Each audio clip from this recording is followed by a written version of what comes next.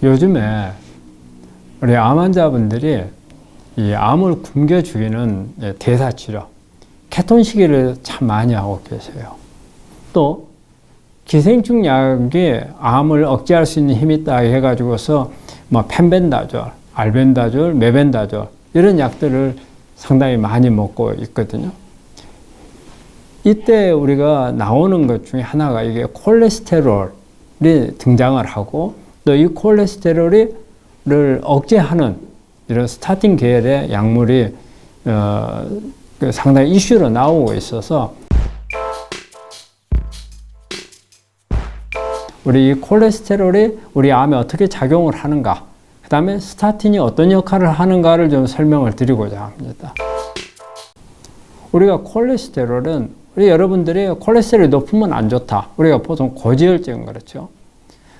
콜레스테롤이 높았을 경우에는 뭐 동맥경화도 일으키고 그 다음에 어떤 심혈관 질환에 어떤 그 문제를 일으키고 또 뇌혈관 질환에도 문제를 일으키잖아요. 그래서 안 좋다 이렇게 보고 있는데 또 콜레스테롤은 암을 악화시킬 수 있는 또 암을 유발할 수 있는 그런 기능이 있다는 거죠. 그래서 그러면 이제 우리 이런 콜레스테롤이 어떻게 해서 암에 영향을 주는가 이걸 한번 살펴보면은 콜레스테롤이 두 종류가 있잖아요. 하나는 LDL, 우리가 보통 나쁜 콜레스테롤이라고 하는 거. 또 하나는 좋은 콜레스테롤, HDL이라는 게 두 가지가 있잖아요. 보통 우리가 이제 LDL이 높았을 때만을 주로 생각을 해요. LDL은 당연히 우리 몸에서 크게 좋은 기능을 하진 않죠.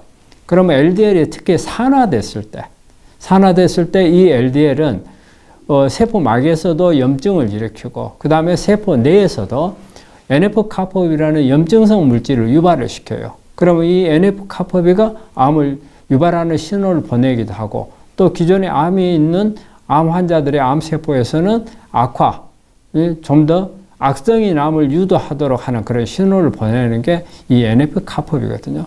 이거를 상승을 시키는 효과가 LDL이 가지고 있어요.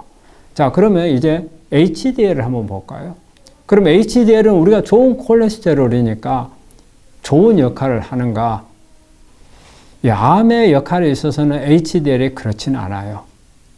우리가 암 환자들 이렇게 혈액 검사를 해보면은 콜레스테롤 수치를 보면 HDL이 상당히 높은 사람들이 있어요. 우리가 보통 남자가 40, 여자가 50 정도를 우리가 정상으로 보는데 뭐 70, 80 이렇게 가 있는 경우가 있어요. 그럼 이것을 좋게 봐야 될지 나쁘게 봐야 될지 이거는 상당히 혼동에 빠지는 부분이거든요. 근데 제가 볼 때는 이 HDL도 기능을 제대로 하지 못하는 이런 콜레스테롤, HDL은 문제가 있다고 되어 있어요. 그래서 기능을 하지 못하는 HDL은 어떤 작용을 하느냐면요. 우리 그 암을 일으키는 신호 중에서 이게 우리가 암을 일으킨다는 신호라는 것은 우리가 세포를 성장시키고 증식시키는 그런 신호를 말하는 거예요. 이 신호 중에 AKT라는 신호가 있거든요. 이 신호를 활성화를 시켜서 이것도 암을 유발하거나 악화시킬 수 있다는 거예요. 그래서 HDL이 높게 나오는 것도 상당히 주의를 해야 된다고 보는 거죠. 결과적으로 콜레스테롤 수치가 높다는 것은 암에는 좋지 않다는 뜻이 되는 겁니다. 그래서 우리가 콜레스테롤을 가능한 한 낮추려고 하는 것도 그런 영향이 있고 또 요즘에 그런 케톤식이나 우리 펜벤다졸 같은 거 쓸 때 같이 보조적으로 쓰는 이유도 그건데 자, 그럼 여기서 이 콜레스테롤을 억제하는 이런 약, 즉 스타틴 계열의 약들이죠. 이거는 그러면은 어떤 작용을 하는가? 이런 약들이 지금 케톤식이 하는데도 영향을 주고 그 다음에 펜벤다졸이나 메벤다졸 기생충 약을 쓰는데도 대사를 억제하는 기능에서 사용을 하거든요. 그러면 우리 스타틴은 어떤 작용이 있느냐? 첫째는 콜레스테롤을 생산하는 것을 억제하는 기능의 가장 기본적인 효과예요. 그래서 우리 세포 안에 아세틸코일이라는 게 있어요. 이게 우리 미토콘드리아 에너지 만드는 기본 재료가 들어가요. 그게 아세틸코에이거든요. 이게 일단 그쪽으로 들어가고 일부가 콜레스테롤을 만드는 데 사용을 해요. 그런데 이 아세틸코에이에서 콜레스테롤을 만드는 과정을 차단하는 게 스타틴 계통의 약물들이에요. 그럼 먼저 일단은 이 스타틴 계통의 약물이 콜레스테롤을 만드는 것을 억제를 해서 콜레스테롤이 암에 나쁜 영향을 주는 것을 차단하는 효과가 있어요. 그 다음에 또 하나는 콜레스테롤 이 차단하는 효과 외에도 이 스타틴 계열의 약물은 또 이 PI3K라는 PI3K에서 AKT로 해서 그 다음에 핵에 암을 유발할 수 있는 신호를 주는 것을 차단하는 기능이 이 스타틴의 그 효과가 있어요. 그래서 이 자체가 유전자를 억제하는 힘도 있고 그 다음에 콜레스테롤을 만드는 것 억제해서 암을 억제하는 기능도 있고 거기에서 또 하나 플러스해서요. 우리가 아세틸코에이에서 콜레스테롤을 만드는 과정을 중간에 차단하게 되면 이 아세틸코에이가 케톤으로 바뀝니다. 우리가 케톤 시기를 할 때는 어때? 케톤을 많이 만드는 거거든요. 그런데 바로 이게 스타틴 계통의 약물이 이 케톤을 증가시키는 효과를 같이 가지고 있어요.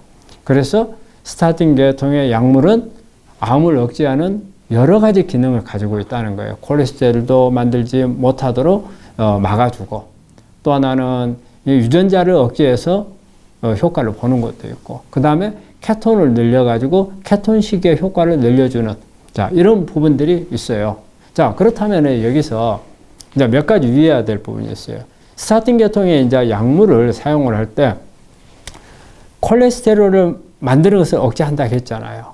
그런데 이걸 하는 가운데 하나의 어떤 그 문제점이 발생을 하는 게 이 과정에서 우리가 코큐텐도 만들어져요. 우리 코큐텐은 우리 에너지 대사하는 미토콘드리아의 중요한 부속으로 사용하거든요. 근데 결과적으로는 콜레스테롤을 떨치기 위해서 스타틴 계통의 약물을 쓰다 보니까 오히려 에너지를 만드는 기능을 떨쳐버릴 수가 있는 거예요. 그렇기 때문에 항상 스타틴 계통의 약물을 복용을 할 때는 어때요? 코큐텐을 같이 복용을 해줘야 되고요. 그 다음에 우리 환자분들이 저한테 질문하는 것 중에 하나가 자, 스타틴 계통의 약물을 쓰니까 콜레스테롤이 떨어졌어요. 그러면 콜레스테롤이 마르고 닳도록 막 내려가도록 계속 써주는 게 좋은지 어느 정도 쓰다가 중단을 하는 게 좋은지 이걸 상당히 물어보는 분들이 많이 있거든요. 근데 이런 경우에는 저는 그래요. 스타틴 계통의 약물은 너무 콜레스테롤을 저 밑에까지 떨치는 것은 좋지 않다고 봐요. 어떤 효과가 나올 수 있냐면요. 우리가 이 콜레스테롤을 가지고 우리 몸에 호르몬들을 만들어요. 특히 어때요? 스테로이드 호르몬을 이걸로 만들거든요. 우리가 여성 호르몬, 남성 호르몬 이런 부분들을 만든다고요.